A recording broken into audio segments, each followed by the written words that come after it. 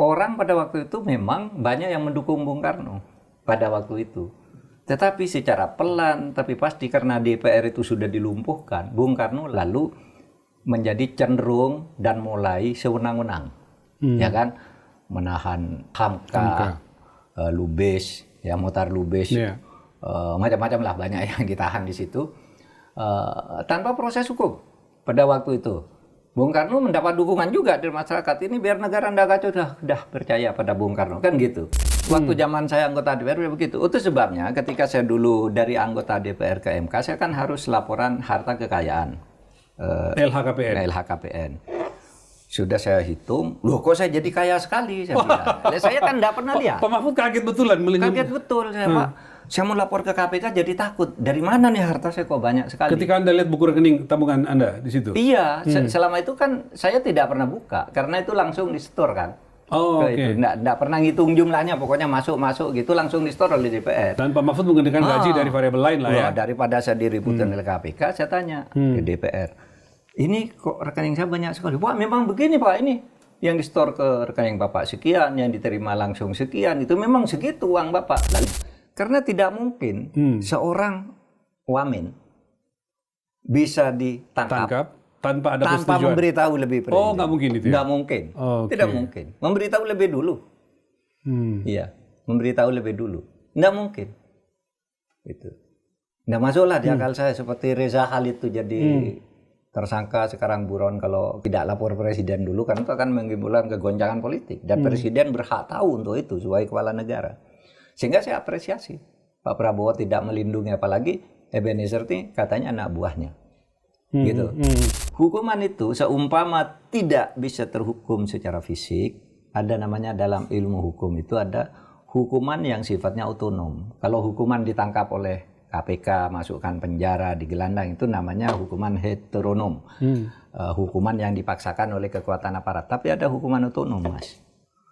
Biasanya yang begitu-gitu memberi akibat sangat buruk terhadap kehidupan keluarga. Pada intinya mereka memprotes DPR, terutama ketidakpercayaan terhadap kinerja dan kaitannya dengan gaji dan tunjangan. Batalkan tunjangan 50 juta, tunjangan rumah DPR, gajinya tidak usah dibayarkan, bahkan ada sampai kepada permintaan pembubaran DPR. Pak Mahfud saya kira menyaksikan. Apa tanggapan Pak Mahfud? Ya, saya mulai dari masalah ketatanegaraannya. Oke, silakan Pak. Bukan masalah politiknya. Masalah itu isu pembubaran DPR. Oh, oke. Iya, sampai ke sana Pak isunya, sampai kan? Meminta DPR dibubarkan. Agar DPR bubar. Apa tanggapan Bapak? Ingin bicara agak serius, itu terlalu berisiko dan mengada-ada kalau sampai minta DPR dibubarkan. Karena DPR itu adalah instrumen konstitusi, instrumen sebuah negara demokrasi. Itu.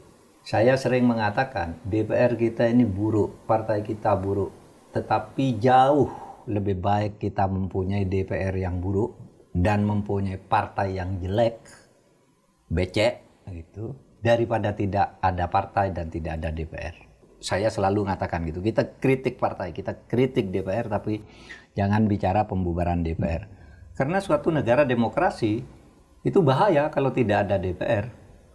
Betapapun orang, sudahlah percayakan kepada seorang penguasa yang bagus, itu tetap risikonya tetap ada. Karena kalau penguasa tanpa diimbangi DPR itu bisa sewenang-wenang. Kalau demokrasi ada DPR, seumpama buruk pun masih ada waktu untuk mengevaluasi melalui pemilu. Masih ada waktu kita untuk ngeritik, sehingga seimbang terus jalan. Saya mau mengingatkan ketika dulu Bung Karno pernah membubarkan DPR kan? Iya. MPR, DPR dan sebagainya. Begini. DPR memang partai politik dan DPR sejak dulu memang ngaco. Sehingga sejak dulu memang sejak ngaco? Dulu. Partai politik dan DPR? Iya. Jadi begini, saya masih teringat. Dulu ketika pertama kali tahun 1945, mari kita segera pemilu agar ada pemerintah yang legitimate, bukan ditunjuk oleh PPKI. Itu kan ada yang menuduh PPKI itu kan sementara lah, bentukan Jepang lah dan sebagainya. Ini bentukan rakyat lah ya kalau pemilu mari gitu kita ya. bentuk yang dipilih rakyat seperti janji Undang-Undang Dasar yang mengatakan dalam waktu 6 bulan diadakan pemilu. 6 bulan setelah Perang Asia Timur Raya. Sesudah 6 bulan sudah pemilu bentuk DPR, MPR dan DPA kan gitu janjinya. Mari kita pemilu. Lalu Bung Hatta ini yang kemudian dikuot oleh Bung Karno. Bung Hatta itu pada tanggal 3 November tahun 1945 juga mengatakan, hai rakyat, kita ini negara demokrasi, bentuklah partai sebanyak-banyaknya. Kita akan segera pemilu agar ini pemerintah ini diisi oleh orang-orang yang dipilih oleh rakyat, bukan ditunjuk secara sementara oleh pembentuk konstitusi. Itu Bung Hatta. Yaitu partai bermunculan kan. Nah, lalu pemilu 55 yang sangat demokratis menurut sejarah, tapi kemudian terjadi perang politik yang menjurus ke perpecahan, ya kan? Sehingga Bung Karno kemudian mengeluarkan dekret presiden, membubarkan MPR, mengganti Undang-Undang Dasar secara sepihak. Itu kan melanggar konstitusi yang dilakukan oleh Bung Karno. Tapi pada waktu itu Bung Karno sebenarnya sudah mengatakan tahun 57 ada di buku yang sangat terkenal tuh Politik dan Hukum era 45 sampai 65 gitu, ditulis oleh Herbert Faith ya. Dia nulis Politik dan Hukum itu. Tahun 1957 Bung Karno sudah mengatakan, sekarang kita tidak butuh partai, mari kita kuburkan partai-partai karena partai-partai inilah yang merusak.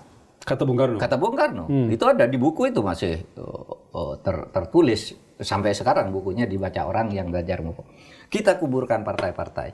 Kita bangun negara ini bersatu tanpa partai. Itu tahun 57. Nah, sejak itu dia merancang gerakan sampai munculnya dekret. Karena di konstituante dan DPR juga ribut kan. Akhirnya MPR dibubarkan. Lalu sesudah itu apa yang terjadi?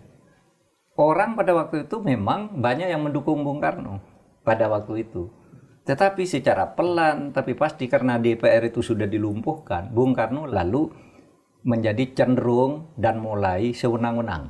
Ya kan?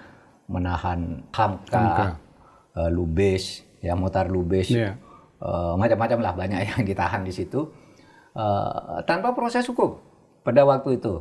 Bung Karno mendapat dukungan juga dari masyarakat, ini biar negara ndak kacau, dah percaya pada Bung Karno kan gitu. Tetapi setiap kekuasaan itu power tends to corrupt. Setiap kekuasaan itu cenderung disalahgunakan. Nah, itu yang kemudian terjadi pada Bung Karno. Sehingga Bung Karno kemudian, Anda ingat, ada istilah penpres, penetapan presiden. Penetapan presiden itu adalah satu tindakan pembuatan hukum setingkat undang-undang dilakukan oleh Bung Karno tanpa minta persetujuan DPR. Karena kalau minta ke DPR ditolak kan. Wah, sudah saya buat sendiri aja. Bung Karno buat Dewan Nasional. Pokoknya undang-undang dibuat di situ, keluar penpres. Padahal parlemen ada waktu itu. Parlemen ada, tapi udah dilumpuhkan gitu.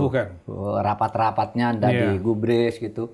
Memberi pertimbangan pertimbangan tentang APBN gitu, rame, Bung Karno marah dan seterusnya. Nah, itu yang kemudian menyebabkan Bung Karno jatuh. Nah, oleh sebab itu saya berharap apapun yang terpikir, kemarahan kita terhadap situasi buruknya tata kelola politik kita, korupsi di DPR, korupsi di pemerintahan, partai politik yang mandul dan sebagainya, itu jauh lebih bagus daripada kita membubarkan DPR dan parpol. Itu adalah dalil di dalam demokrasi.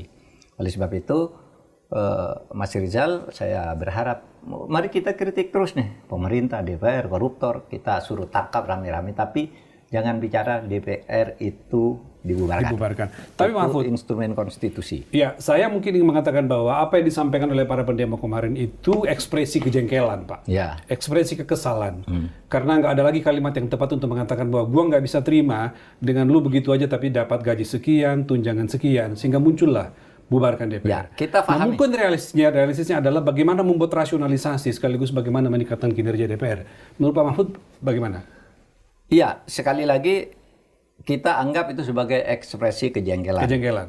Kalau di kalangan kaum terdidik itu ekspresi kejengkelan, enggak punya akibat apa-apa. Tapi di kalangan rakyat kecil enggak ngerti itu bahwa DPR itu penting apa, betul-betul mereka berdiskusi gimana caranya bubarkan DPR. Kami dirampas. Kita repot, kita susah, kita sulit kan. Setiap hari itu begitu. Rakyat kecil. Tapi kalau kita itu anggap itu ekspresi. Oleh sebab itu jangan dilanjutkan ke pelembagaan. apa namanya di proses pelembagaan bahwa DPR harus dibubarkan atau apa. Dari sudut konstruksi yuridisnya adanya DPR sekarang dan parpol sekarang itu bagus. Tinggal bagaimana implementasinya, kan selalu di situ masalah kita, di tingkat implementasi. Karena struktur konsepnya tuh sudah oke. Kalau mau disempurnakan ayo gitu, tapi jangan berpikir DPR nggak ada. Nah, terkait tadi pertanyaan bagaimana caranya, ini kan muncul dari soal tunjangan DPR ya. Sudah pidato presiden. Iya, jadi gaji DPR yang sudah besar, lalu muncul tunjangan lagi 50 juta per bulan, sehingga lalu muncullah joget-joget di gedung MPR sana itu Pak, yang ketika masyarakat lagi susah, gitu ya, mendapatkan uang 100.000 di jalan aja susah, sebenarnya mereka wakil rakyatnya sampai senikmat itu yang membuat mereka mungkin kemarin aja masih ada orang gelandangan ya, orang bangbung gitu. Kalau dulu istilahnya bambung kan, yang nggak punya rumah.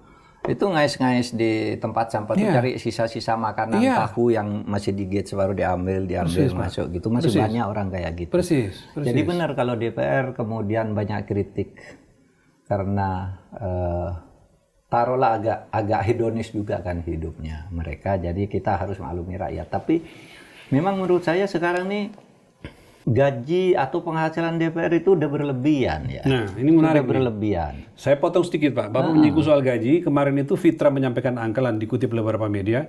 Fitra itu Forum Indonesia untuk Transparansi Anggaran. Mengeluarkan data bahwa berdasarkan perhitungan dia, gaji anggota DPR sebulan itu bisa mencapai 230 juta Pak. Sebulan? Sebulan 230 juta. Belum termasuk tunjangan nanti yang 50 juta. Kami punya data. Ini Pak, ini kita coba bikin grafisnya. Pagu gaji anggota DPR ini dari Fitra sumbernya Seknas Fitra. Tahun 2023 pagunya itu 1,200 miliar lah. Lalu 575 anggota. Lalu tahun 2024 itu 1,189, itu 575 anggota. 2025 1,665, 62 miliar 580 anggota. Artinya jika dirata-rata pada 2025, setiap anggota DPR berpotensi menerima sekitar 2,8 miliar per tahun atau lebih dari 230 juta per bulan. Bagaimana Pak Mahfud melihat ini sebagai orang yang pernah menjadi anggota DPR dan menikmati juga tunjangan dan gaji itu? Menurut saya kalau memang ini cuma 230 juta per bulan, yang saya dengar justru miliaran per bulan. Oh gitu? Ya. Ini data resmi. Ini berarti data resmi itu hitungannya. Karena ini mungkin apa ya, uang bulanan untuk keluarga, untuk rumah dan sebagainya segitulah. Termasuk tunjangan-tunjangan. Tunjangan ya untuk keluarga. Di luar ini kan ada uang reses. Oh, uang reses ya. Waktu zaman saya itu uang reses itu 3 bulan sekali sudah 42 juta. Oh, 3 bulan sekali tahun 2004. Dapat lagi uang berkunjung ke konstituen. Dapat lagi setiap satu undang-undang. Kalau Anda membahas undang-undang, satu undang-undang satu kepala itu 5 juta rupiah. Berapa undang-undang dalam satu tahun? Banyak, ini kecil banget. 230 juta itu apa? Itu kan yang rutin bulanan. Waktu zaman saya ya, gajinya resmi memang pada waktu itu 4,8 juta gaji pokok. Gaji pokok. Iya kan ada tunjangan jabatan, kemudian istri, transportasi, rumah dan sebagainya. Kita ada datanya Pak. Coba kita lihat yang breakdown tunjangan-tunjangan gaji. Nah ini Pak ya, 4,2 gaji pokok. Tapi ada tunjangan melekat, tunjangan istri uang dan suami, tunjangan anak, uang sidang paket. Kecil kan? Ya. Anda nggak tahu ada tunjangan itu tadi, tunjangan pembuatan undang-undang. Kalau Anda sebagai anggota DPR itu setiap membahas satu undang-undang berhak melakukan studi banding ke luar negeri. Berhak melakukan studi banding ke luar negeri. Berhak melakukan studi banding ke luar negeri. Saya cerita. Waktu saya dulu menjadi anggota Pansus Undang-Undang Pemilu, Undang-Undang nomor 10 tahun 2008. Itu saya pansusnya. Tapi sebelum sebelum ini diundangkan, ini udah selesai, ketuanya Ferry Mursidan Bardan, saya pindah menjadi ketua MK. Sesudah saya jadi ketua MK, datang utusan dari DPR, Pak, Bapak milih kunjungan kerja studi banding kemana? Tentang apa? DPR Pak, undang-undang Pemilu. Undang-undangnya kan sudah selesai. Undang-undang sudah selesai. Ditawarkan untuk studi banding untuk apa? Nah, ini kan hak Pak. Saya bilang, saya coret, saya enggak mau. Dikasih honor saya juga enggak mau waktu itu. Saya sudah pindah di MK sekarang, saya bilang. Itu gede Mas, uang Mas. Uang ke luar negeri itu dolar. Sudah dapat bisnis, hotel, lalu uang sakunya itu. Gede juga. Belum lagi berbagai fasilitas selama perjalanan itu Iya. dinikmati ya. Tuh, saya dulu dapat tunjangan untuk nyewa rumah. Dulu kan dapat rumah tuh, Iya. waktu saya anggota DPR. Dapat rumah di Kalibata. Kira-kira 6 bulan sebelum saya meninggalkan DPR itu direnovasi. Sehingga setiap orang disuruh meninggalkan rumah karena itu akan diberi uang sewa rumah sebulan 12 juta. Waktu itu. Waktu itu. Ya, di tahun 2008. Untuk sisa 6 bulan mau direnovasi Iya, itu. iya. Nah itu kalau sekarang sebulan 50 juta ya gede banget juga lah ya. Artinya Iya. per kenaikan kurs dolar atas rupiah dan sebagainya kan tidak sampai Sebesar sebanyak itu ya, tidak sampai 400% kan berarti dari 12 juta ke 50. Nah waktu itu. Jadi Mas ini 230 itu tuh yang rutin aja nih, tunjangan-tunjangan kan Iya. rutin nih. Ini kalau nggak rutin. salah masih ada tunjangan. Selain tunjangan melekat ada lagi tunjangan lain Pak. Ini tunjangan kehormatan. Nah itu ada kehormatan. Komunikasi, tunjangan peningkatan fungsi pengawasan anggaran, bantuan listrik dan telepon, asisten anggota, tunjangan perumahan, fasilitas kredit mobil, lalu biaya perjalanan Pak, uang Nah, harian, iya kan. daerah tingkat 1, uang harian daerah tingkat 2, uang representasi tingkat 1, uang representasi tingkat 2. Sebegitu banyaknya. Tapi ini semua menurut Pak Mahfud ini kecil sekali dibandingkan yang sesungguhnya Dulu mereka memang dapatkan. sudah begitu. Waktu zaman saya anggota DPR sudah begitu. Itu sebabnya ketika saya dulu dari anggota DPR ke MK, saya kan harus laporan harta kekayaan. LHKPN. LHKPN. Sudah saya hitung, loh kok saya jadi kaya sekali, saya bilang. Saya kan tidak pernah lihat. Pak Mahfud kaget betulan melihat. Kaget betul saya, Pak. Saya mau lapor ke KPK jadi takut. Dari mana nih harta saya kok banyak sekali? Ketika Anda lihat buku rekening tabungan Anda di situ. Iya, selama itu kan saya tidak pernah buka, karena itu langsung di-store kan. Oh, oke. Nggak pernah ngitung jumlahnya, pokoknya masuk gitu langsung di-store oleh DPR. Dan Pak Mahfud menggunakan gaji dari variabel lain lah ya. Wah, daripada saya diributkan oleh KPK, saya tanya ke DPR. Ini kok rekening saya banyak sekali. Wah, memang begini Pak ini. Yang di-store ke rekening Bapak sekian, yang diterima langsung sekian, itu memang segitu uang Bapak. Lalu saya ke MPR lagi. Dari MPR saya kan dulu jadi ketua tim sosialisasi 4 pilar. 4 pilar itu. Iya. Yang UUD, Pancasila, Negara Kesatuan Bhinneka Tunggal Ika itu. Nah itu setiap bulan minimal 2 kali ke daerah. Kadang ke luar negeri. Untuk ceramah Undang-Undang Dasar yang baru itu. Itu paling tidak sesudah hotel dan sebagainya, paling tidak di dalam sekali kunjungan bersih 35 juta itu masuk ke rekening. Memang waktu itu, loh kok saya jadi banyak sekali uangnya. Akhirnya saya minta keterangan, ketika lapor ke KPK, uang saya sekarang banyak karena ini pendapatan saya dari DPR. Ketika saya nyatakan itu kan ada dimuat oleh media massa, Pak Mahfud kaget karena hartanya banyak, gajinya di DPR. Diberitakan ternyata, oleh media. Diberitakan media. Nah, lalu lalu ada yang membaca. Dari teman saya dari DPR, Pak Mahfud, kamu kok bilang gajimu besar? Saya ditegur oleh istri nih. Wah ini lucu nih. Istri saya tahunya cuma 4.800.000. Waduh, ini jangan-jangan terjadi pada yang lain juga nih kalau gitu membuka sebanyak ini. Oh gitu ya Pak? Iya. Waktunya KPK itu rame kan. Jadi menurut saya yang rasional untuk sekarang itu apa yang pernah disampaikan oleh Krisdayanti. Nah, dalam sebuah wawancara Bahwa ya. lebih dari 2 miliar di dalam sebulan kalau di rata-rata. Di dalam sebulan lebih dari 2 miliar. Jadi itu memang- Krisdayanti waktu itu nyatakan itu. Lalu dibungkam oleh DPR. Jangan bicara gitu kan, itu terus dia diam. Jadi memang nikmat dan kaya betul menjadi anggota DPR Pak. Iya, iya. Kalau korupsi itu masih kurang ajar sekali itu. Sudah banyak sekali gitu. Pertanyaan berikutnya kan orang jadi melihat Pak, apa yang dilakukan? Kalau lihat fungsi-fungsi DPR kan fungsi legislasi, fungsi anggaran, fungsi pengawasan gitu ya. Emang ada pengawasan terhadap pemerintah yang dilakukan oleh DPR sekarang? Kalau fungsi pengawasan itu, ya kalau RDP, rapat dengar pendapat, rapat kerja apa itu kan selalu Itu fungsi. bertanya, kenapa ini terjadi, kenapa ini terjadi. Itu bentuk pengawasan Ya ya, bentuk bertanya pengawasan. itu. Lalu dia ke daerah waktu reses tanya pemerintah tuh gimana kan gitu. Ya pengawasannya kayak gitu memang. Meskipun setiap kebijakan pemerintah ya. Kalau pengawasan hukum kan ada KPK, Ada KPK. ada Kejaksaan Agung, pengawasan keuangan ada. Tapi BPK. dari segi kinerja kan publik tidak melihat seberapa Ya, signifikan wakil ya. rakyat mengatasnamakan mereka kan Pak? Iya, karena nampaknya sekarang sudah terjadi semacam pembauran fungsi ya Iya. antara legislatif, antara DPR dan pemerintah Dengan menjadi pemerintah. tidak jelas yang mana nih yang Persis. pemerintah, mana yang DPR.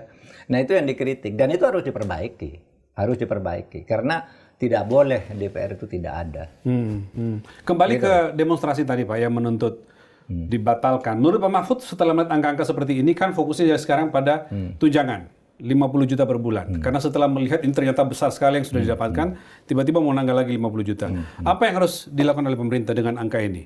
Kan kalau lihat tanggapannya pimpinan DPR itu lumayan simpatik nih. Bu Puan mengatakan kami mendengarkan semua aspirasi, lalu Pak Dasko kalau nggak salah mengatakan kami akan melakukan introspeksi ke dalam. Bagus. Kira-kira ekspektasi publik setelah itu apa?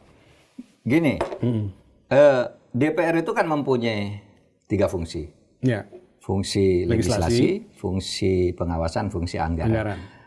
Dengan menggunakan fungsi anggaran, dia tinjau sendiri ini. Saya menerima. Oh, dia tinjau sendiri bisa ya? Kan dia fungsi anggaran. Tanpa harus mengatakan itu kan Menteri Keuangan yang lalu undang Menteri ngasih kita. Keuangan, undang pemerintah. Sudah itu kami punya kesimpulan yang layak segini. Mari Menteri Keuangan ini potong demi efisiensi. Itu bisa sangat bisa begitu. Gitu. Dan itu sebaiknya dilakukan ya? Iya, itu sebaiknya dilakukan. Itu menjadi sejarah. Dan itu jangan, saya tidak ikut campur urusan pemerintah. Yang buat pemerintah, enggak, fungsi anggaran itu ada di dia. Iya, karena bahkan menurut disertasinya itu yang ahli keuangan yang Jawa Barat itu, yang Unpad itu, di dalam kekuasaan lain, fungsi undang-undang, fungsi apa dan sebagainya, Presiden dan DPR itu bisa sejajar. Tapi di dalam fungsi anggaran, DPR lebih tinggi dari pemerintah. Oleh sebab itu dia panggil aja kalau memang itu bukan sekedar basa-basi, panggil aja ini enggak layak, ini terlalu banyak dan sebagainya. Itu dulu juga DPR bagus-bagus tuh. Enggak pakai yang gitu-gitu. Iya kan? Iya, karena selama ini kita mendengarkan ya anggota DPR kemarin mengatakan ini sudah dianggar tahun lalu dan ini sudah Menteri Keuangan sudah mengatakan begini ini kita diberikan angka segitu oleh Menteri Keuangan. Seakan-akan melemparkan bola kepada kementerian gitu. Jadi itu yang nulis disertasi tentang keuangan negara itu namanya Arifin Surya Atmaja. Bukunya sekarang masih dipakai di berbagai studi yang mengatakan bahwa dari sisi anggaran, dari penganggaran, DPR dan pemerintah itu sejajar. Tapi dari sudut anggaran itu lebih tinggi kedudukan DPR. Karena itu menyangkut pajak dan pajak itu menyangkut nasib rakyat.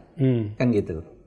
Kalau dari sisi pemerintah Pak, ini agak bagaimana kita melihat konsistensi ya pernyataan Presiden ketika keputusan pemerintah melakukan efisiensi besar-besaran, gitu, yang pengaruhnya sampai ke daerah yang seperti kita lihat sekarang.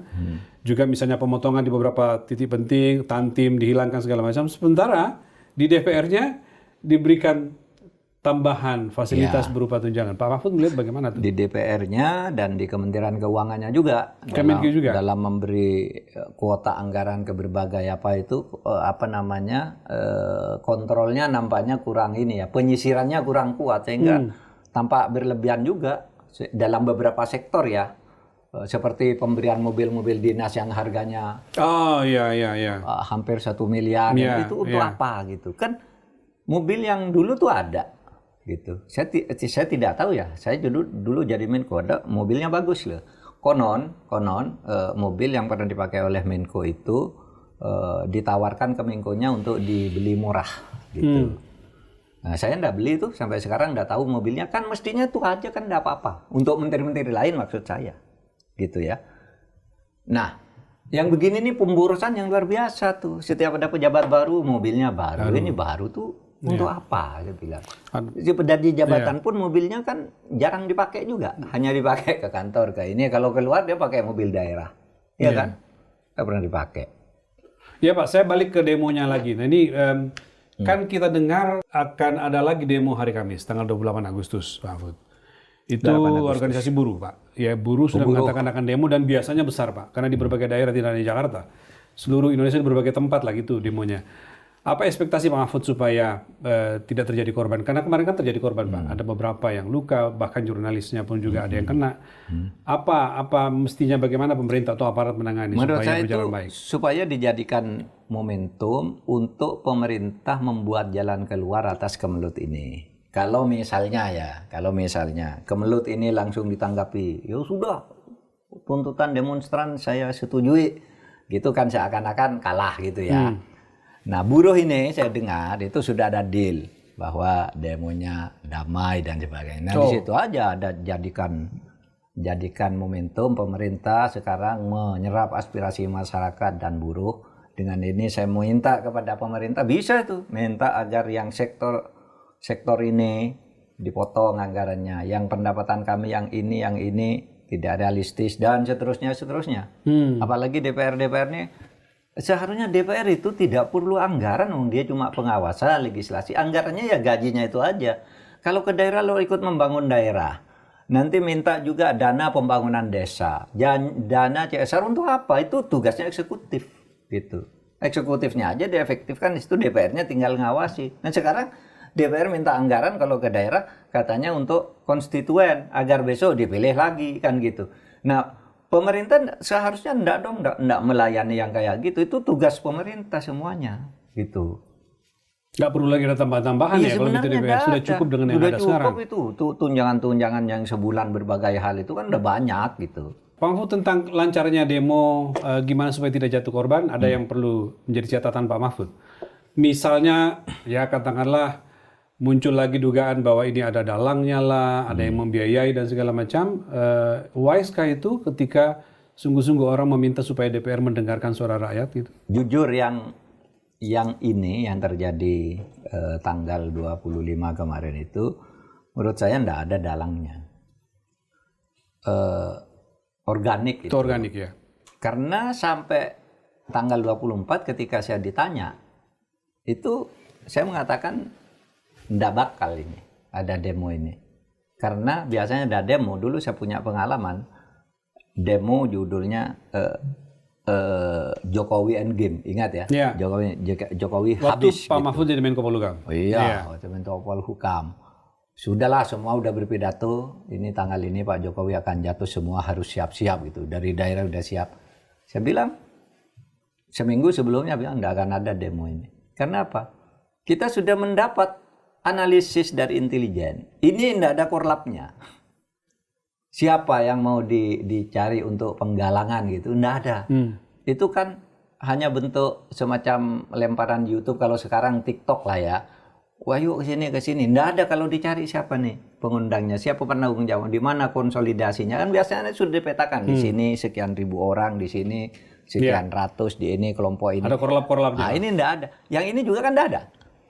Yang sekarang rame ini. di medsos aja, rame di Iya, medsos. rame di medsos kan. Oh ini nggak jelas nih. Saya bilang nggak ada. Ternyata organik ini. Sampai malam. Tiba-tiba besoknya dirame gitu ya. Iya, jadi rame. Jadi hati-hati pemerintah ini. Jangan selalu bilang ada dalangnya. Substansinya aja lah. Bahwa dalangnya harus dicari kalau terjadi kekerasan itu iya. Makanya saya katakan kasihan lah tugas polisi itu Mas.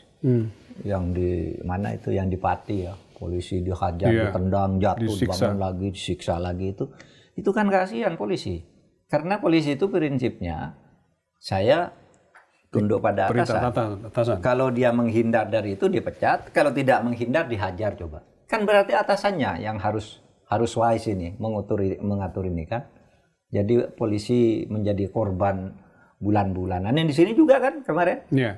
Meskipun tidak sekeras yang di Pati, udah kemarin ya polisi didorong-dorong, ditarik ininya dan macam-macam. Itu kan kasihan polisi menurut saya. Jadi mereka punya anak, punya keluarga yang juga berpikir masa depan kan, dan kenyamanan tidur di rumah. Oke Pak Mahfud, saya lanjut sekarang ke isu lain Pak. Ini juga masih gede nih. Minggu lalu ketika KPK mencokok wakil Menteri Tenaga Kerja, Emmanuel Ebenezer, Noel, itu Pak Mahfud langsung memposting di akun medsosnya mengapresiasi langkah KPK sekaligus mengapresiasi Presiden. Sebagian orang mengatakan bahwa ini justru tamparan bagi Presiden karena Pak Presiden berteriak-teriak meminta jangan ada yang korupsi, tapi lalu lingkaran dalamnya, pembantunya sendiri yang melakukan tindakan pidana itu. Apa pandangan Pak Mahfud? Kenapa Pak Mahfud mengatakan bahwa ini apresiasi untuk KPK sekaligus juga untuk Presiden? Ya ada yang bilang ini tamparan kepada Presiden. Itu biasa. Tapi banyak yang muji juga bahwa Presiden bisa membiarkan. Dua sisi lah Pak. Selalu lah. Tidak apa-apa. Itu hebatnya demokrasi itu. Sehingga kita ini, saya terutama sekarang ini menghayati perbedaan pendapat. Ada orang suka gitu, suka gini. Dulunya tuh saya suka marah, orang tuh kok gitu. Tapi sekarang saya menikmati, iya ya, kita bisa berbeda ya. Yang dulu orang saya benci itu, saya lihat tuh bagus juga nih gitu. Karena ini demokrasi. Ternyata demokrasi itu kalau dihayati begitu indah. Tidak apa-apa, ada yang memuji, ada yang tidak. Bahkan lebih dari itu Mas. Ada yang mengatakan penangkapan Ebenezer itu atas rekayasa Jokowi. Oh, sampai ada menduga begitu? Ada misalnya Edi Mulyadi tuh yang dapat dari temennya, dan itu banyak dipercaya, banyak dibahas juga di podcast-podcast yang katanya ini Ebenezer ini ditarget karena dia membela Munarman dan membela Abraham Samad, sehingga ketika ada kasus-kasus ribut-ribut ijazah dia malah ikut menyerang si yang lari itu Sylvester. Jokowi katanya marah sehingga pesan ke KPK agar Ebenezer ditangkap gitu. Ada yang menanalisis begitu, ya enggak apa-apa, silahkan analisis. Bagi saya sama dengan Deng Xiaoping ketika dia mengatakan tidak peduli kucing itu warna bulunya itu putih atau hitam, yang penting nangkap tikus. Saya tidak peduli apakah itu perintah Prabowo, apa itu perintah Jokowi, yang penting KPK nangkap koruptor. Gitu aja. Kan gitu toh. Siapapun, pokoknya kalau koruptor kita ganyan. Mau motifnya gitu. Apapun, siapa mau yang motifnya menyuruh, nggak apapun, peduli. siapa yang motif kalau memang terbukti koruptor. Gitu. Tapi ada diskusi lain yang ketiga, ada yang bilang ini keberhasilan Prabowo atau tamparan kepada Prabowo karena ada di kabinetnya sendiri. Ada yang bilang ini karena rekayasa Jokowi marah kepada Ebenezer gitu. Tapi juga ada yang bilang ini KPK udah mulai bangkit, mulai lepas dari cengkeraman satu kekuatan politik tertentu. Itu termasuk Pak Mahfud Iya. di tweetnya Bapak kan? Iya, di dan akun saya Bapak. konfirmasi kepada beberapa orang tadi, mana Pak benar nih KPK lakukan itu? Enggak Pak, ini KPK sekarang sudah mulai bangkit lagi untuk independen. Ya bagus menurut saya kalau gitu. Tapi seumpama pun benar teorinya bahwa itu disuruh Jokowi, enggak apa-apa, Jokowi suruh tangkap aja koruptor-koruptor itu. Makin banyak justru makin bagus ya? Makin banyak bagus, so rakyat juga ingin ditangkap. Nangkap koruptor begitu. Tapi soal Pak Mahfud mengapresiasi Presiden, kalau kita lihat di mana Pak ininya? Apresiasinya. Karena tidak mungkin seorang wamen bisa ditangkap tanpa ada tanpa persetujuan. memberitahu lebih presiden. Oh, nggak mungkin itu ya? Nggak mungkin. Oke. Tidak mungkin. Memberitahu lebih dulu. Iya, memberitahu lebih dulu. Nggak mungkin. Itu. Nggak masuklah di akal saya seperti Reza Khalid itu jadi tersangka sekarang buron kalau tidak lapor presiden dulu, kan itu akan menimbulkan kegoncangan politik dan presiden berhak tahu untuk itu sebagai kepala negara. Sehingga saya apresiasi Pak Prabowo tidak melindungi, apalagi Ebenezer ini katanya anak buahnya. Gitu. Meskipun kritik saya kepada KPK itu Ebenezer katanya kena OTT. Nggak mungkin OTT itu. Itu bukan OTT menurut Pak Mahfud? Bukan OTT, karena peristiwanya bulan Desember. Ya, dia menerima uang pertama itu di bulan Desember. Kalau Berarti melihat data itu KPK. bukan OTT, itu mengkonstruksi kasus. Bukan OTT. Kalau OTT itu rumusnya satu, sedang melakukan. Mas Rizal tangkap basah lah ya. Menyerahkan ke saya 3 miliar, tangkap. Atau sesudah menyerahkan sudah itu ada orang ngelihat dari sana, lapor ke polisi, Pak itu baru menyerahkan uang, bisa. Atau sesudah pergi lama terus ada melihat lagi masyarakat, saksi Pak saya dengan tangkap, itu namanya OTT. Kalau di dalam hukum nih, Ebenezer nih, kapan OTT-nya? Di mana OTT-nya? Apa yang diambil? Gitu kan? Tapi apa sesungguhnya perbedaan Pak dari segi hukum OTT dan konstruksi kasus? Sama aja kan sebenarnya. Yang penting pasal yang dikenakan itu kan? Iya. Kalau Iya kan, OTT Pak? itu mungkin maksudnya lebih gengsi lah kalau OTT. Enggak, ETT itu artinya apa? Orang nggak bisa ngelak lagi. Karena sudah tangkap tangan. Itu kan? maknanya ya? Iya kan? Tangkap Kalau tangan ya? mengkonstruksi kasus bisa beda. Bisa beda. Bisa beda. Oke. Bisa beda dan ada waktu untuk pra peradilan. Mengkonstruksi kasus itu kan ditetapkan dulu tersangka pra peradilan. Kalau OTT langsung borgol. Dan buat KPK OTT nggak perlu kerja keras, dengerin dari orang aja laporan langsung tangkap gitu. Iya. Kalau konstruksi kasus butuh effort kan Pak ya. Tapi menurut saya yang nggak tahu nanti bagaimana nih menjelaskannya KPK. Nggak mungkin orang menerima uang bulan Desember kok ditangkap di bulan Agustus lalu dibilang itu OTT. It's omong kosong, salah itu. Secara hukum nggak benar. Gitu. Nah, cuma memang kan jadi pertanyaan. Mobil yang banyak yang nilainya 81 miliar itu dan motor-motor itu? Iya, dia OTT di mana? Iya kan? Betul. Mungkin itu pencucian uang. Sehingga bisa larinya ke TPPU? Iya. Nah, kalau itu serius tuh. Bukan hanya bicara 3 miliar itu kalau pencucian uang itu. Dan saya sudah mendengar selentingan gitu bahwa KPK sekarang mulai membuka opsi mengembangkan ke tindak pidana pencucian uang di kasus ini. Ya kan memang aneh kan, banyak mupor, kayak pawai kan pada waktu itu. Lagi pula Mahfud bukan semata-mata lamanya, tetapi juga pelibatan orang-orang di situ. Kan ada wakil menteri, ada dirjen, ada direktur, ada koordinator, ada subkoordinator. Ini kan jadinya kayak terlembaga, Pak. Ya makanya. Mestinya kan Pak KPK membuka semua ini tuh, Pak. Harusnya itu dibuka. Membongkar itu. Dan itulah model pencucian uang. Jadi terstruktur kayak gini, berjenjang kan. Ini tugasnya itu ini, salah satu modelnya lalu untuk mengindikasikan pencucian uang. Ini yang memasukkan ke investasi, ini yang beli mobil, ini yang ke pabrik. Ini kan itu itulah pencucian uang tuh. Macam-macam tuh nanti. Misalnya dalam bentuk warisan yang dibuat akta berlaku surut gitu kan, banyak yang curiga juga kan. Si Emmanuel ini mulai dari taruhlah orang yang ya tukang ojek atau apa kok ketika laporan harta pertamanya sudah 17 sekian M gitu, orang mulai curiga kan begitu. Meskipun asas praduga tak bersalah harus tetap. Tapi menduga begitu tuh bukan melanggar asas praduga tak bersalah ya. Orang boleh saja menduga, tidak melanggar hukum menduga. Yang tidak boleh melanggar asas praduga tak bersalah itu adalah perlakuan hukuman sebelum dihukum oleh hakim. Sebelum dihukum oleh Kalau hakim. cuma dianalisis oleh kita, itu bukan asas praduga, bukan melanggar asas tidak bersalah. Itu bisa saja, orang sudah banyak yang mengatakan gitu. Kita lihat aja lah perkembangannya. Dan kalau dilihat penjelasan KPK, Pak Mahfud, ini berlangsung sejak 2019 menurut data KPK. Berarti kan sekian lama ini berlangsung kan? Iya. Ya, berarti ini pencucian uang kan awal periode keduanya Pak Jokowi berarti ya 2019. 2019 awal makin kuat dugaan pencucian uang. Sehingga di Kemenaker itu ya pasti sudah ada pada periode Menaker sebelumnya kan mestinya kalau 2019. Saya mau meneruskan sedikit tentang apresiasi terhadap Presiden. Kalau gitu Pak Mahfud melihat sampai sejauh ini bulan ke-10, tapi ini udah masuk bulan ke-11 Pak. Bagaimana Pak Mahfud secara umum melihat upaya pemberantasan korupsi yang dilakukan oleh pemerintahan Presiden Prabowo? Mulai menampakkan hasil ya, artinya begini, korupsi baru itu sekarang tidak banyak terjadi kecuali yang Noel ini. Noel ini. Ini memulai babak baru. Yang lain nampaknya takut itu. Sehingga yang lama sudah mulai dibuka satu-satu sejauh tidak mengganggu stabilitas pemerintahan. Saya bilang ya enggak apa-apa. Itu kan strategi dia, harus diapakan dulu. Kan saya pernah cerita tentang teori papan catur itu. Ini di sini dulu, ini di sini dulu. Kalau dia mau buat serangan, siapa penyerangnya, siapa back kanan, back kiri, gelandang kanan, gelandang kiri, kipernya siapa kan sudah diatur semua. Mungkin nih serangan akan secara lebih besar-besaran mudah-mudahan terhadap koruptor maksud saya dilakukan oleh Pak Prabowo ya dalam sampai Oktober lah.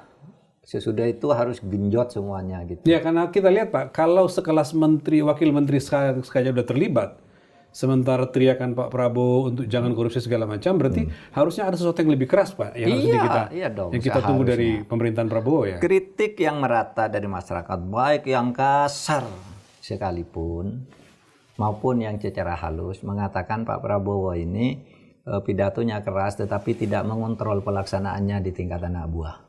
Melalui podcast ini sampaikan nih bahwa banyak orang sudah menilai setiap Bapak pidato itu hebat. Tetapi efeknya ke bawahan Bapak belum banyak, gitu. Tapi kalau meskipun sudah ada ya. Meskipun sudah ada ya. Orang jadi berpikir juga Pak Mahfud, ini muncul orang seperti Noel tertangkap. Apakah kita salahkan sepenuhnya kepada Noel, ya? Atau juga mulai melihat, lah kemarin ketika penunjukan menteri kan memang tidak seperti yang dibayangkan orang. Tiba-tiba ada si ini masuk, ini si ini masuk. Bukankah memang proses dari awal bermasalah sehingga muncul seperti ini kan? Iya, Noelnya juga harus disalahkan pertama. Nomor satu Noel yang pertama. Orang harus nyalakan. Ya dia harus yang pertama dia melakukan. Kan hukum itu yang bertanggung jawab. Kalau pidana pelaku utamanya, pelakunya sendiri.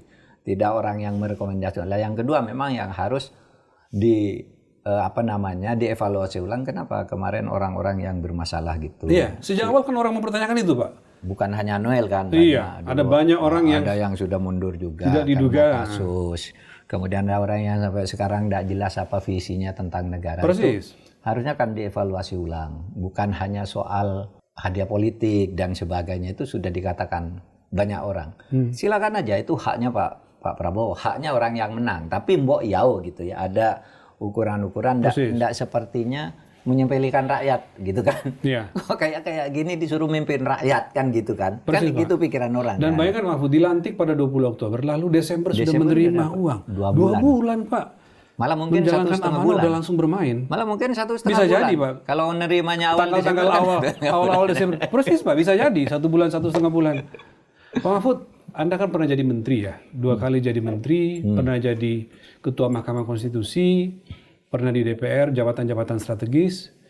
Tapi lalu bisa terhindar dengan godaan maupun jebakan korupsi. Apa, Pak, yang mestinya menjadi pegangan atau catatan bagi pejabat kita, mungkin menteri atau siapapun, dirjen dan segala macam, supaya tidak ikutan terjerat kasus korupsi? Pertama, kalau saya karena mensyukuri saja, saya tidak pernah membayangkan bisa jadi pejabat dengan gaji tinggi. Oleh sebab itu apapun saya syukuri, apapun. Nomor satu mensyukuri apa yang didapatkan. Jadi untuk apa lagi saya dapat hal gini? Saya tuh cita-cita yang tertingginya kalau udah jadi dosen, udah guru besar, gajinya udah cukup untuk zaman sekarang. Apalagi ngajarnya sampai lebih dari 15 universitas waktu itu. Udah cukup, tapi bisa jadi menteri. Wah cukup sudah. Untuk apa? Syukur yang pertama. Yang kedua, ya malu. Maksudnya? Ya, malu kepada keluarga, kepada anak. Ini dari mana gitu kan. Ini perbuatan yang memalukan. Dan yang ketiga, ini yang harus diingat. Hukuman itu biasanya datang juga kapanpun. Iya kan? Iya. Ini semua yang dulu merasa aman nih sekarang udah pada takut juga ini. Sudah selesai jadi menteri, sudah apa, masih dicari-cari kan? Belum tentu tidur nyenyak mereka. Belum tentu tidur nyenyak gitu. Dibahas oleh orang-orang terus setiap hari di TV, di medsos gitu. Kan hukuman itu pasti akan datang. Nah, hukuman itu seumpama tidak bisa terhukum secara fisik, ada namanya dalam ilmu hukum itu ada hukuman yang sifatnya otonom. Kalau hukuman ditangkap oleh KPK, masukkan penjara, digelandang, itu namanya hukuman heteronom. Hukuman yang dipaksakan oleh kekuatan aparat. Tapi ada hukuman otonom, Mas. Biasanya yang begitu-gitu memberi akibat sangat buruk terhadap kehidupan keluarga. Ya, macam-macam lah. Ada orang yang ditinggal oleh istrinya kawin dengan sopirnya bawa uang dia yang dititipkan, tapi dia tidak berani nagih. Karena apa? Karena nagih nanti sopirnya teriak bahwa uang itu dari situ. Ada orang yang sudah masuk penjara, istrinya berdatangan minta rumah agar dibalik nama atas namanya, kan malu. Iya. Gitu. Itu sanksi heteronom. Gitu. Oleh sebab itu karma, kata kearifan budaya kita itu kalau di dalam ilmu hukum itu namanya hukuman yang bersifat otonom. Datang tanpa ada aturan, hukuman itu datang. Saya pernah cerita sama ada seorang teman sekolah saya nih, tiba-tiba nangis. Datang ke saya, dia keluar dari penjara. Kenapa dia nangis? Maaf Mas, katanya, maaf. Saya telah memalukan alma mater kita. Saya ketua alumni waktu itu. Saya memalukan. Kenapa? Saya dipenjarakan. Karena saya menandatangani bansos yang diberikan ke DPRD itu loh. Tapi terus DPRD-nya bertanggung jawab. Hanya mengajukan proposal, cair uang, kepala daerahnya nyuruh ini, tahan lah. Oke, itu selesai ditahan. Tapi apa yang terjadi? Sesudah dia diberitakan korupsi gitu, anaknya menghilang. Anaknya tuh anak soleh, sering ke masjid, jadi pengajian, jadi contoh, juara terus di sekolah. Begitu bapaknya diberitakan korupsi, dia menghilang. Dicari kemana-mana, tidak ada. Bapaknya keluar korupsi, anaknya pulang tuh sudah matanya merah, rambutnya panjang, sudah tato semua seluruh badan, tidak mau sembahyang lagi. Wow. Kenapa? Malu saya punya ayah seperti kamu. Saya lebih baik jadi penjahat dari sekarang. Hancur kan? Itu bapaknya namanya. Terpukul sekali ya? Iya, masih hidup sekarang, masih hidup. Itu namanya hukuman otonom. Di dalam ilmu hukum itu ada. Oleh sebab itu dia katakan nilai-nilai kebaikan itu tidak semua menjadi hukum. Yang menjadi hukum itu yang dijadikan undang-undang ini, tapi kan banyak kan yang belum bisa jadi hukum. Nah inilah akhlak gitu. Nah kalau Anda langgar ini, bebas dari hukum, Anda tidak akan aman. Dan itulah sejarah kehidupan manusia. Iya. Makanya Ya, jangan sekali-sekali meninggalkan sejarah, kata Bung Karno, kan itu maksudnya. Iya, itu bahwa pelajaran. nggak ada Pelajaran bagi sekarang. semua orang. Nah, itu kan artinya jangan lupa sejarah. Gitu. Kamu aman dari hukum sekarang, sedang berkuasa kamu aman, sesudah itu disia-siakan orang, dihinakan orang. Itu kan hukuman otonom. Iya, Orang yang begitu gagah jadi presiden, begitu turun, diajak orang kemana-mana. Harus cari orang untuk kelihatan bahwa dia masih dikunjungi orang dan sebagainya. Kan kasihan kan? Iya. Itu akan terjadi pada siapapun, pada kita. Oleh sebab itu ketika berkuasa ya sakmadyo, kata orang Jawa, secukupnya aja lah. Sakmadyo. Tapi juga jangan terlalu kikir juga. Tapi jangan menghambur-hamburkan